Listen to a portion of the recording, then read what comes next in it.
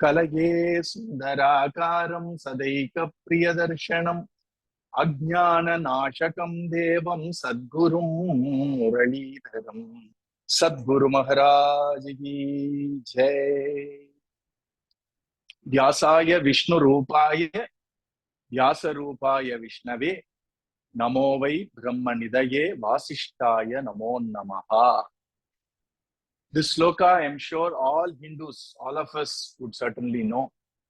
It says that Bhagavan, Sri Vedavyasa Bhagavan, is in no way different from our Bhagavan Vishnu himself.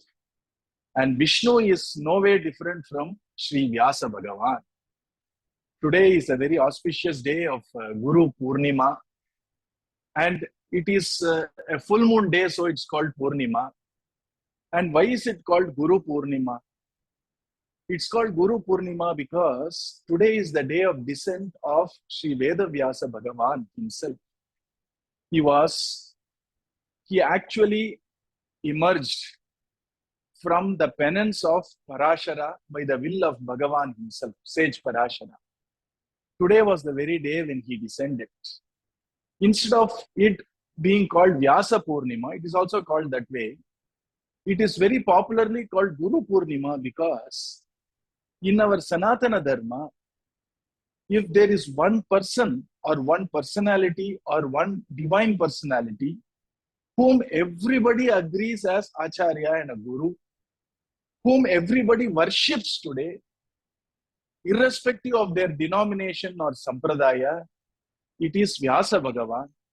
So the word Guru is almost synonymous with Sri Vyasa Bhagavan. That's why the day of his emergence or day of his descent is called Vyasa Purnima.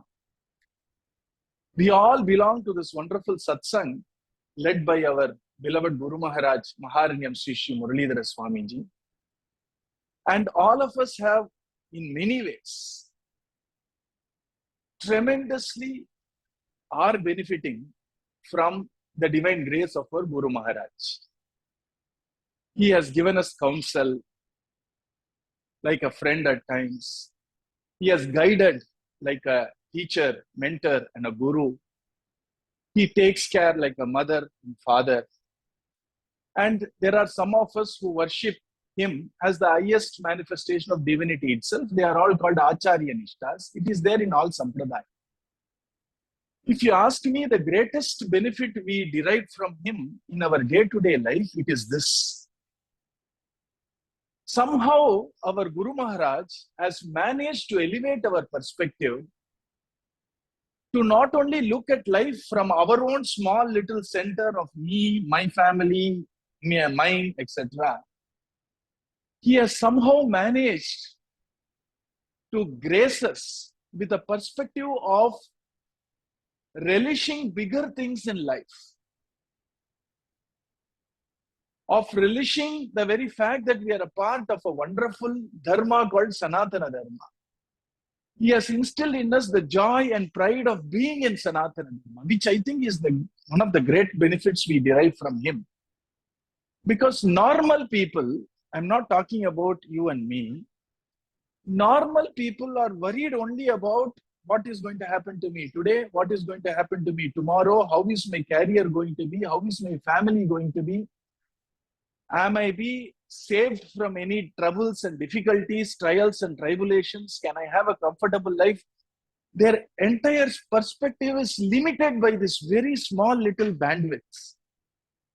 But then I talk to many of you, in fact I must have talked to almost all of you, otherwise you wouldn't be wanting to join this satsang. And I know that each of you are able to actually appreciate finer things in life. The fact that we come from a rich and a grand tradition called Sanatana Dharma, in that we are following a special Dharma called Bhagavata Dharma, and we are all very blessed to even have the divine name Mahamantra in our lips.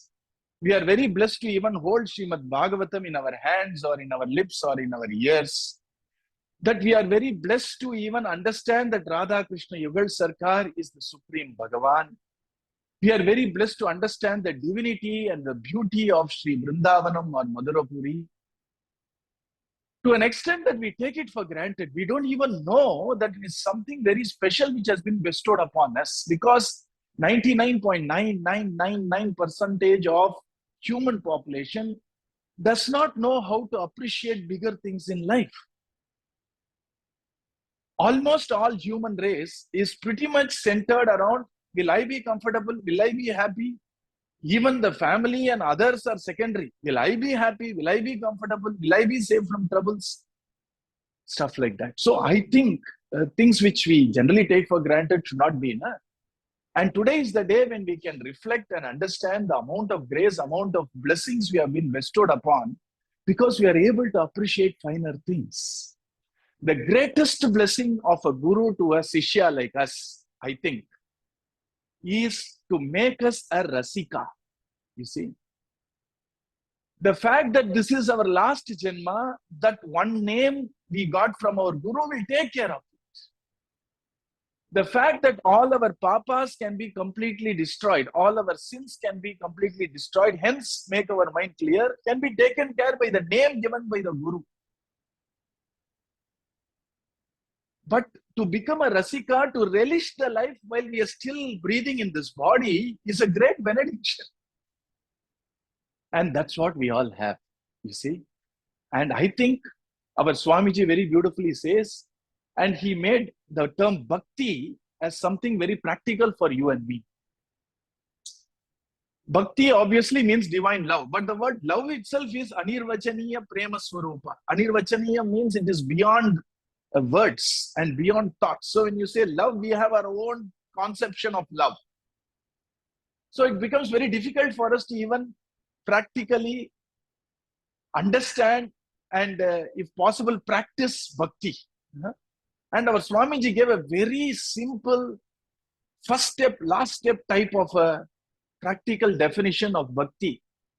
He says Hari Bhakti is nothing but showing our gratitude to Bhagavan, who has bestowed us with so much blessings. And the fundamental blessing is he has blessed us with a body and we are breathing. And our mind is clear. Our heart is filled with joy. And apart from other things, our career, our work, our family, and all the external things aside, Hari Bhakti means being grateful for Bhagavan for bestowing us with the human birth. Reasonably comfortable life. Reasonably trouble-free life. And reasonably meaningful life. So, Hari Bhakti equals gratitude to Bhagavan Sri Hari. See how simple it is. Which means when I say I am leading a path of bhakti, the question we need to ask on a practical plane is, am I in the state of gratitude when I remember Hari? Am I approaching Hari, or am I approaching Krishna, or am I approaching the Yugala Sarkar with gratitude? If I do, then I am following the path of bhakti. See how clear and how practical this is. Then he goes one step further and he says, Guru Bhakti means showing gratitude to the Guru who has clearly showed us the path, that showing gratitude to Hari is Hari Bhakti. So we are grateful to a Guru who has shown us that we all are here to be in the life of devotion towards Bhagavan, and devotion to a Bhagavan is nothing but gratitude towards Bhagavan. And feeling the gratitude or being in the state of gratitude towards that divine entity called Guru, who has shown us the path, given us the clarity, is called Guru Bhakti. And since today is Guru Poornima, Poornima means a complete moon, isn't it? With all the 16 kalas, with all the 16 digits. Today, I think it's an important day for us to feel grateful to our Guru and also to our Vedavyasa Bhagavan, who is the Guru of all Gurus, who has shown us a meaningful path, a path towards a meaningful life. Shown us that life is beyond just how am I feeling, how am I doing, what's my career, etc. Who has shown us that life is something just beyond all this little circle of me and mine. Life is about raising our perspective to be connected to divinity. And today is the day when we need to actually show our gratitude to the Guru. And as I said, apart from other things, Guru is like a mother, Guru is like a father. You all know that. I don't need to explain. You all have experienced it. Whenever we are in trouble, the first thing a Guru does is empathize and show this tremendous compassion towards us. First of all, even before reassuring us, understanding our feeling, being there to listen to us patiently, even though he knows what is going to happen, what is happening, what is happened in the past, being there in the present moment. Can you imagine that wonderful guna for Swamiji? When we go and talk about a lot of things, it is my conviction that he already knows it. But then the greatness of our Swamiji is he's able to completely put all that knowledge or jnana into abeyance. And it is taken the backstage. He has covered it completely. And he is ready to spend that moment with us, listening to us, being there for us. Which is very difficult if you understand what I'm saying. I have seen that. I have seen that not because I could get into his heart and understand that he knows everything. Forget that. I have seen many times when somebody else informs him the same message which you or I are going to go and tell him. He knows it. He knows all the details. Even in a practical, worldly plane, I'm saying, not in a very divine plane or in an intuitive plane. But when somebody comes and reports this, the same message, which he has learnt in great detail, I'm yet to see him say, never. He understands that we have come with tremendous enthusiasm or tremendous concern or tremendous joy to share something. If it's a positive news in our eyes, we have come with tremendous enthusiasm and joy to share it with my Guru. And he completely, he's not feigning it, he's not enacting it. When you say kapatangi krita manusha vesham, it's very difficult to understand. He is not trying to act human. He becomes that human with completely putting that jnana or knowledge in abeyance to be there present so that he can be the recipient of what we want to share. You see? That's real humanity, isn't it? And he's there and he will listen with the same joy which he felt when somebody earlier has given that news.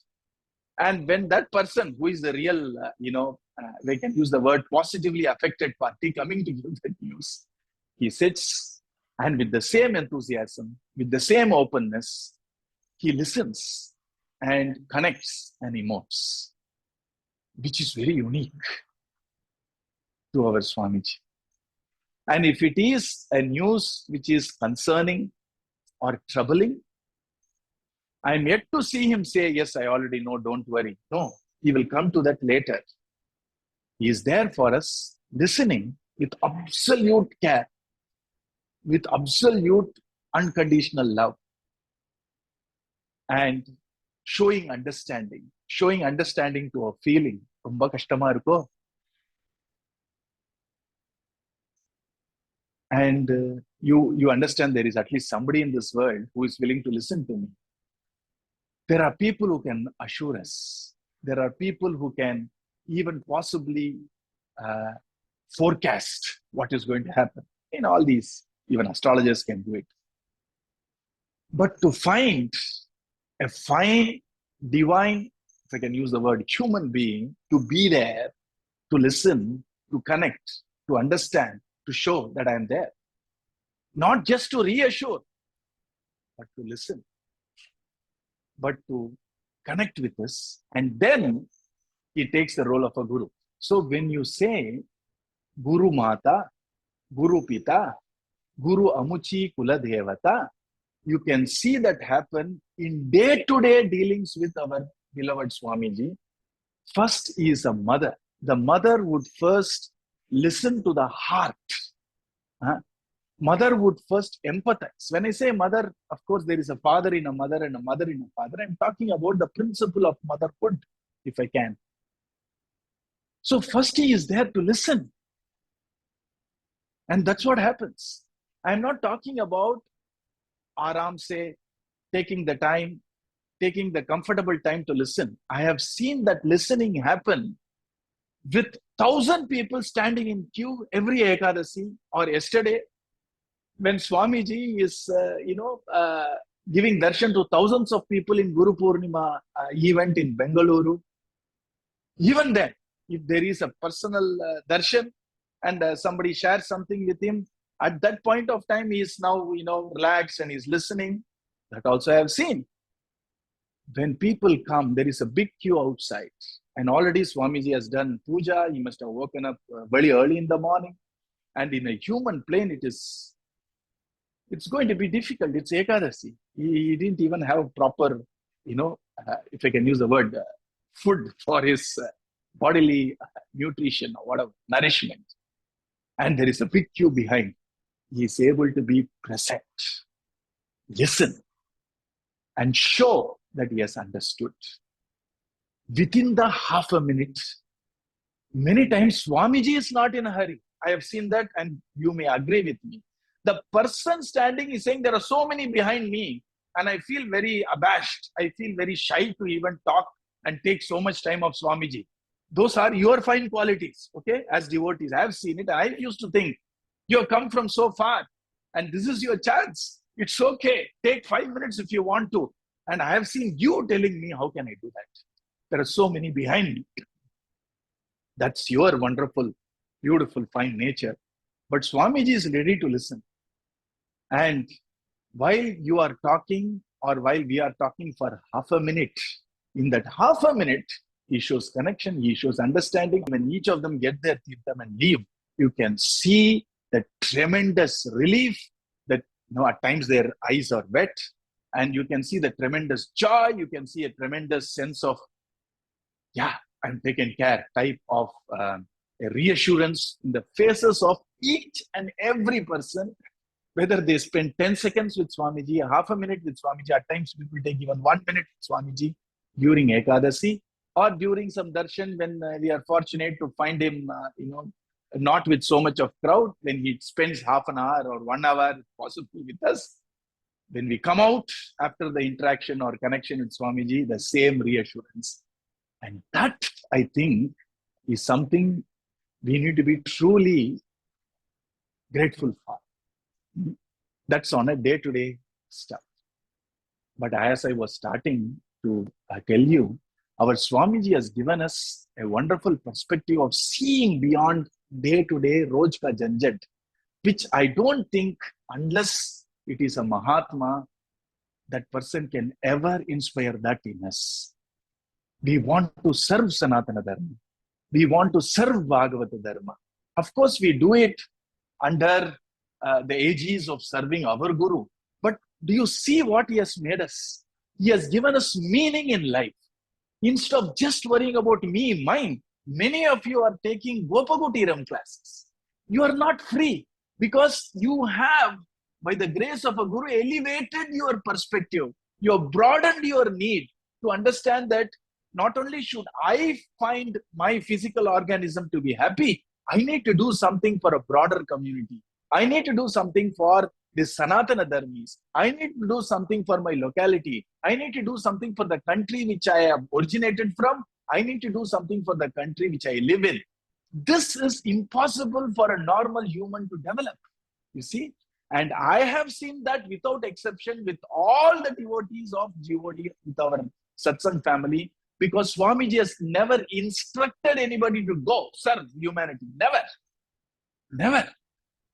But association with him, you see, effortlessly has instilled in us a sense of broadening of our consciousness to feel proud about the bigger identity which I have, which is, I belong to Bhagavata Dharma. I am a Govindana Katpatta Kudumbam. I will tell you what happened 3 days back. Swamiji has instilled this wonderful, elevating perspective, which I think is far bigger than other things. I had a problem, it was relieved. Certainly something great, something significant. But to elevate our perspective, to make us think beyond this little circle of me and mine, to reach out in our own way, depending on our vasanas, is something very significant. And I thought we all need to be grateful for that, because that is not possible. Moksha is written for us. Okay, it is very simple. When a guru comes into our life, moksha is taken care. I am sure none of us are worried about it. You see, and I favorably, always remember and remind all of us that it is like the last part of our book of life is taken care. The last chapter is taken care. It's going to be a beautiful ending. We all know that. But then we have the middle of the book to take care till we go to the last chapter. And that's where we get ups and downs. But remembering that my last chapter is taken care gives me tremendous strength to go ups and downs of life. And Swamiji has never told that in so many words, but he has instilled that faith and that shraddha in all of us that this can be taken care. Dekha jayega. Patla is the strength he has given us. I hope you all realize this. We all know that when things go really beyond my mouth, and I know when the water hits my nostril, there is always my Swamiji to take care of me. Everybody has that conviction, which gives us tremendous strength to walk in this ups and downs of life, the roller coaster life, ride of life. That is one side. But then this elevating of perspective is something I am awed by you, and hence by our Swamiji's grace. Because you as you and me as me, I don't think, let's be honest, we are a family, so I'm very brutally honest with you. I don't think we would have thought beyond our family or my career or my health. But then just an association with a Mahatma, without the Mahatma telling us in any words, but elevating and expanding our perspective, please don't take it for granted. We need to be very, very grateful for that. About 4 days back, one of you came to our ashram. It was a very, a milestone day in the life, something like a birthday or a marriage day or a child's birthday or something like that. Okay. And our Swamiji said, today is your marriage day, isn't it? And he said, yes. And Swamiji immediately looked around and said, do you know what they are doing? They have not told him that. They are actually celebrating the entire Satsangi's, every Satsangi's milestone day as if it is their own family's milestone day. And I know that, when somebody has a birthday in the satsang, they immediately, ensure that the person feels happy and they all celebrate together. He even goes one step further to even buy them a dhoti, etc. on their birthday, etc. And immediately I was nearby. I told Swamiji. Swamiji has said, Govindanukku aatpatta kudumbam amma engal kudumbam. Swamiji smiled and then patted that person's back and said, I have written it. He is living it. You see this? That's the beauty of a guru. He is the one who empowers us, inspires us to go in this beautiful path of fine humanity. Divinity, let's take divinity later. The fine humanity of thinking beyond our circle. I don't know, you must have heard me tell that 10 times because I am awed. I was thinking about it again and again and said, how did I miss it all these years? And Swamiji has made each of you a gem, because a gem is something which exudes light not only for itself, but for everything around it, isn't it? That's what Swamiji has made you and me. And that, I think, is the greatest blessing, that we have elevated our consciousness to care and think beyond our own small little ahankara and mamakara circles, you see. And that is the beauty of our Swamiji's grace, if you ask me. And I think we need to be very grateful for that, which is the reason why each of us today, as Sanatana Dharmis, need to remember the Guru of all Gurus, which is our Veda Vyasa. In our Bhagavatam, generally we say Guru leads to Bhagavan, isn't it?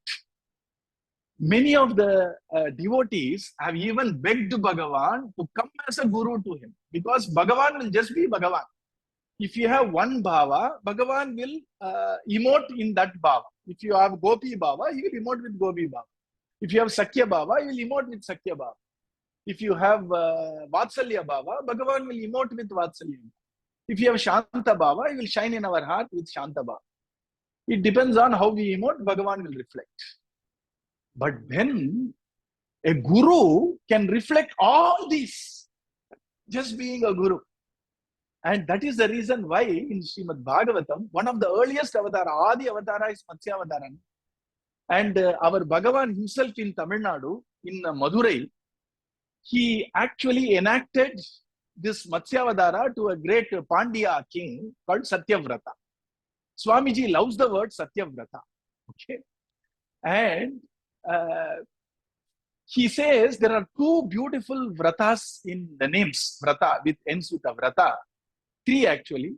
And the two beautiful names are Priyavrata and Satyavrata. What it means is, there is this Priyavrata. He has named a couple of our boys in our satsang as Priyavrata. And he says he has taken loving everybody unconditionally as a vow, as a vrata.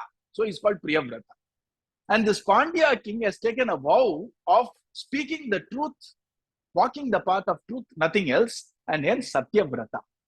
And this Satyavrata was shown this wonderful Leela of Matsya Avatara. It's an Anukarana. Anukarana means Bhagavan enacted it to show him how he took Matsya Avatara, which is the reason why the Pandya kings also have Matsya in their flag. Swamiji explained all that to a bunch of youngsters 5 days back, which is why it is fresh in my memory. He was talking about Gajendra Moksha, and that's the beauty of our Swamiji. He always connects the current, what we know, history and Purana to show Pura Nava, that it is Pura, which means which is ancient, and Nava, which is ever new. So Puranava is timeless. And how does Swamiji, without trying to say Puranava is timeless, Puranava is timeless, he doesn't have to tell that. He will make us realize it by relating what is there in Purana to history and to the current events and possibly even to the future. So he said, you know, the Pandya king's flag had a fish in it. The reason being the earliest Pandya king, Satyavrata, who was going to be a Manu also, he actually saw Matsya Avatara. Bhagavan took the form of Matsya to show and bestow his grace. And the whole dialogue came when our Swamiji was explaining Gajendra Moksha. And he asked one of these youngsters from America, can you tell me Gajendra Moksha? He started by saying there was a king. And Swamiji smiled and said, do you know the name of the king? And the chap was not very, he couldn't remember. So Swamiji smiled and said, it's called Indradyumna. Do you know he belonged to which place? The boy was very clever. He said, India, Guruji. And we all had a very hearty laugh. He said, of course it was India. He came from a nation called Pandya Desam. And then he said the same Pandya Desam, which has a fish in the flag because of Matsya Avatara. And you see the whole connection there. That Satyavrata, when he saw Matsya Avatara and showing how Matsya Avatara took the boat with all these life forms and Satyavrata inside, he tied the boat with one of its horn. Satyavrata starts extolling our Matsya Avatara Bhagavan, Matsya Bhagavan. And see how beautifully he's extolling. He's saying, Satyavrata, Anadi avidya upahata atma samvidaha Tanmula samsara parishramaturaha yadrichaya iha upasrita yamapnyuhu vimukti dhonah paramo gurur bhavan. He's saying, Anadi avidya upahata atma samvidaha tanmula samsara parishrama aturaha. The moment he saw our Matsya Bhagavan, he's saying people, because of their timeless or, there is no start, beginningless avidya, and that has completely covered their true knowledge that they are the children of Bhagavan. You see, it is because of the force of inertia of our ignorance that at times we feel miserable, forgetting you or I is the child of our Guru Maharaj. So there is nothing wrong in us, there is no lacuna in us, there is no taint in us. The moment we forget that, we are all pushed into avidya. Look here, we don't have to differentiate Guru and Bhagavan here. So here, Adi avidya upahataha atma samvidaha, because their knowledge of their true nature. Let me make it again simple for you. Okay. Our Swamiji has said, Govindanukku aatpatta kudumbamama nam kudumbam. That we are all beholden to this grand universal family of Govinda. So if we are a part of the family, obviously we are related to Govinda, that we are their children. When Bhagavan is without any kurai, or Bhagavan is without any defect or faults, obviously when we are connected to him, we also cannot have any defects or lacuna or kurai in us, isn't it? But the moment we forget that, then what happens? Anadi, avidya, upahata. That we get engulfed by this timeless ignorance, covering our true nature, which is, I belong to my Guru Maharaj's family. And deep inside, at the core, I have no problems. I am perfect. I am complete. And because I am related to Guru, if you think I am perfect without Guru in equation, it becomes arrogance. You see? And so, deep inside, of course, what is there on the surface may be waves, but deep inside, I know who I am. Never forget that. Okay? That's what this Satyavrata is saying. He is Satyavrata, so he won't tell a lie. And he's extolling Satya Swarupam, which is our Matsya Bhagavan. Anadi avidya upahataha atma samvidaha tanmula samsara parishramaturaha. The moment we forget that, remember this, imagine somebody who is going to be our side, or somebody who is in our side, who is complete, who is all powerful, who knows everything, who is actually having our best interest in his mind. Suppose, imagine somebody who is like that, who is with us, who is behind us, who is ready to step in when we want him to step in. He knows everything, he is all powerful, and above all, he has tremendous compassion and love for us. Remember, imagine anybody like that. If you have anybody like that, would you or me feel helpless, feel disappointed, feel miserable? We won't know. You don't have to imagine at all. That person is our Guru. You see, when he is there, ready to step in, just with a loving and a faithful call, how can you or I feel really miserable? You tell me. There may be a lot of trials and tribulations. There will be. Otherwise, life will be dull. And the trials and tribulations are not random. We have sowed the seeds of all these with our own karma in the past and all that. Forget all that. But I have somebody who is all powerful, who knows everything, who is related to me, connected to me, and above all, who wants to step in if I have a need. Okay? And if I call, if I actually do a prayer, he has stepped in. After that, if you understand what I'm talking, it comes with time, I guess. We clearly understand whatever happens from that time is perfect because my Guru has stepped in, he has restored the case. This is the best possible route forward, is how you or I would think, isn't it?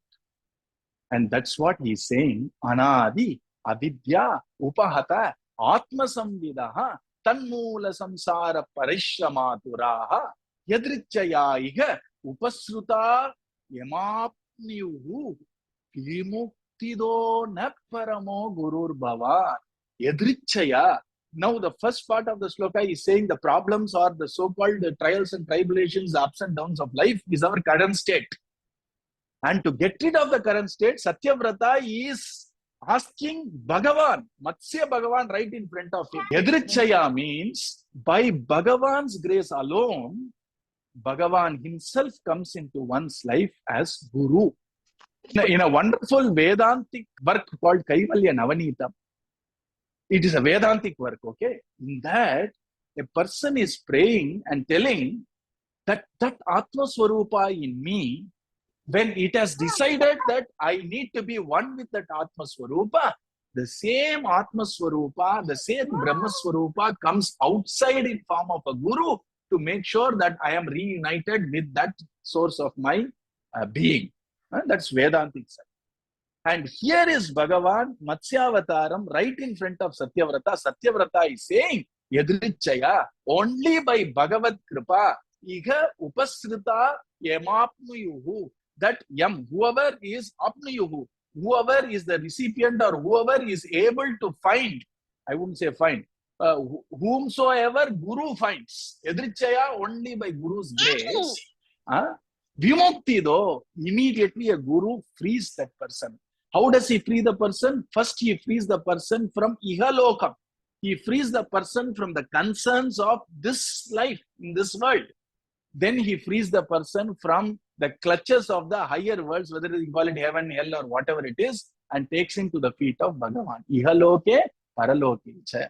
Our Swamiji very beautifully wrote a poem or a song or a divine composition to celebrate his Guru, and which is the margam for us also. Tvameva gatir mama ke gurunata ihaloke paraloke cha tvameva gatir mama. He's saying, in this world also you are my gati. I surrender unto you. You are the way for me. Paraloke cha. Even beyond this life, when my body drops, there is some words there. There is life beyond this body also. Na? Guru is the gati, or I need to surrender to the Guru. Guru is my refuge for this world and other world. That is how Vimukti though. First of all, he gives us a little bit of freedom from all these gnawing worries, concerns, about the future, our regrets of the past, all that become shantam. Generally, it is said in Sri Bodhendra's Sampradaya that the sishyas of Bodhendras never feel regret and consider themselves as a papi or a sinner. They say, if I got a Guru Ratnam like Sri Bodhendra, how can I ever be a sinner? That is how they look at life. And once I have taken the name from my Guru and he has assured me that I'll take care of you here and hereafter, why should I worry about the future? Now I have been presented with some problems. I will use my intelligence, my prayer, and my Guru's grace to face it. That is how simple life becomes. This is what our Satyavrata is saying. Yadrichaya iha, here. Yadrichaya, by Guru's by Bhagavan's grace, upasruta yam apnuyuhu. When we actually find a Guru walking into our life by Bhagavan's grace, vimukti do naha paramo gurur bhavan. He is looking at Matsya Bhagavan and say that you are the one who gives me vimukti. Mukti means freedom from trouble in this world. Vimukti means vikarsham. It is a mukti from even life and death cycle. So you please become a Guru and bless me, says Satyavrata looking at Bhagavan. So you can see where Guru stands, isn't it? So Guruvai, Guruvai, Arulvai, Guhane, says Arunagirinath. So when we get a Guru, our Swamiji himself looks upon his Guru that way. In one of his Prarthana Kirtam, he is saying, Ondre ana Deivam vendum, adai vida peridana Guru vendum.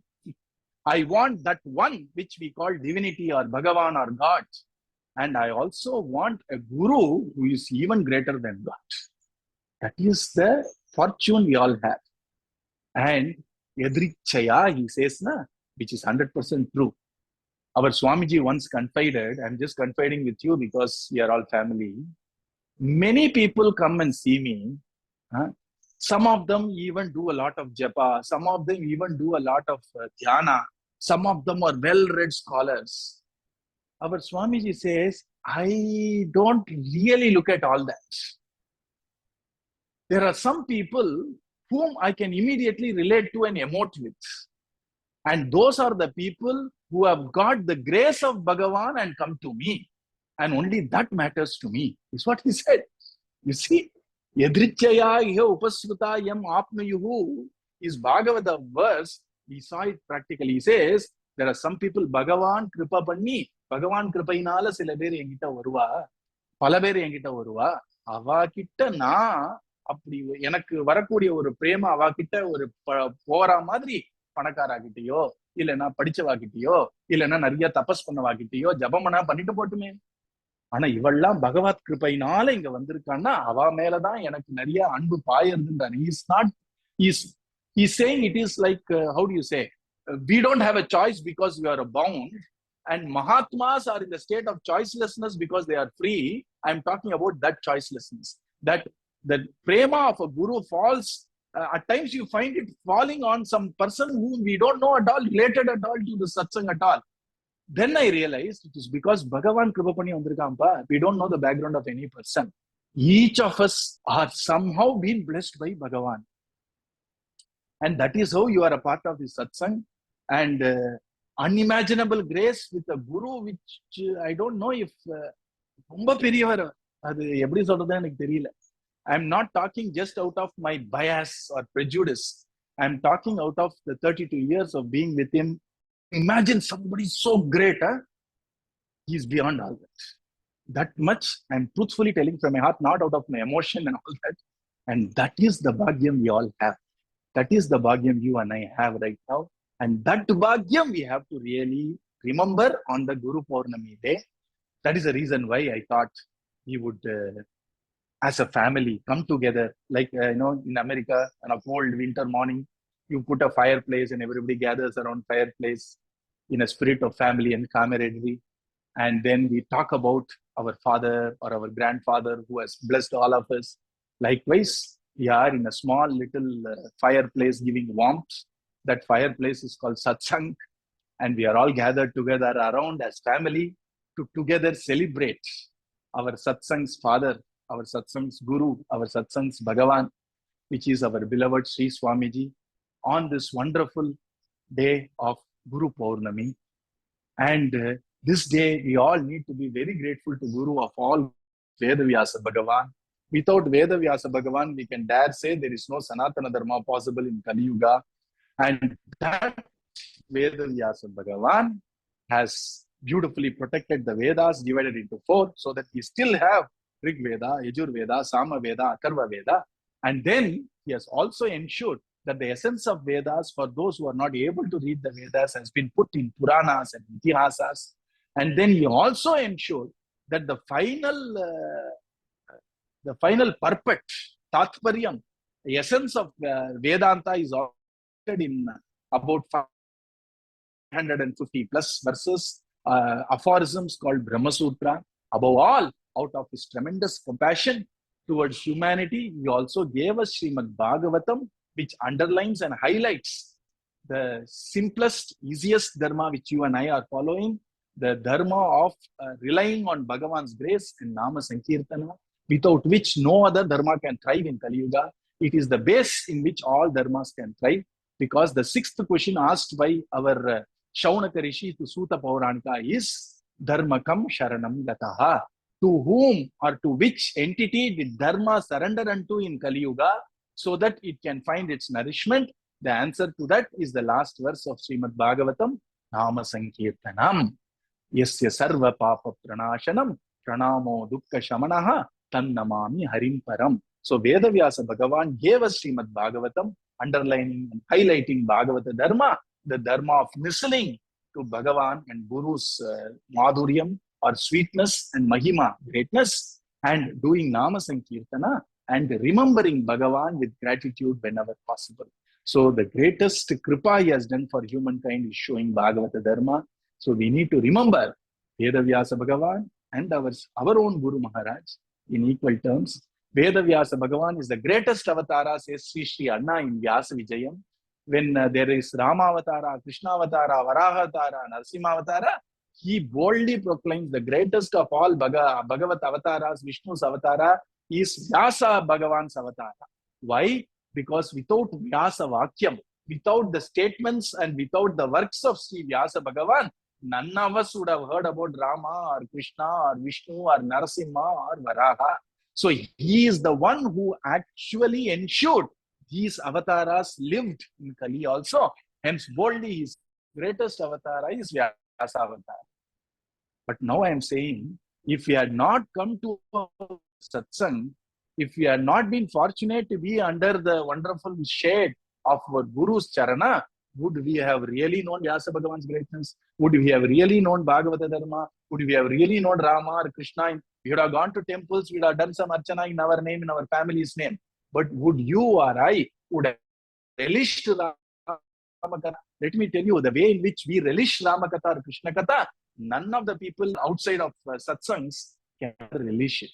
He has given us this great joy and the great fortune of being a rasika, you see.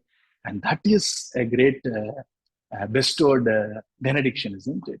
And so here, without our Guru Maharaj, we wouldn't have known even Vyasa Bhagavan or Ramayana or Bhagavata in its completeness and its beauty. And so for us, for you and me, the greatest descent of divinity is our own Guru Maharaj, because he has brought in a renaissance in our life.